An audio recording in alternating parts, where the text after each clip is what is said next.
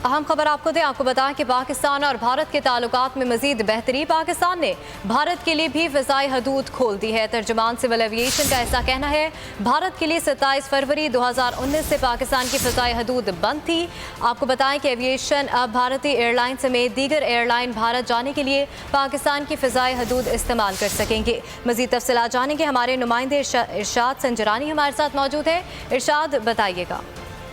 देखिए, बिल्कुल ये बड़ी अहम डेवलपमेंट हुई है और तर्जुमान सिविल एविएशन के मुताबिक जब से थोड़ी देर कबल जो है एक नोटम जारी कर दिया गया है, जिसमें भारत के आयन के लिए भी अब फ़ज़ाई हदूद खोल दी है। पाकिस्तान की फ़ज़ाई हदूद भारत के लिए खोल दी गई है, जो कि रवां साल 29 फरवरी 2019 से बंद थी।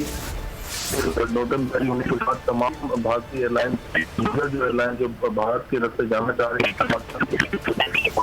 ये बड़ी अहम डेवलपमेंट हुई है, जिससे भारतीय मीडिया भी बिल्कुल एक स्टोरी दिखा रहा है। जी, बहुत अहम डेवलपमेंट है ये। बहुत शुक्रिया इरशाद संजरानी, आपने हमें तफसीलन अपडेट किया।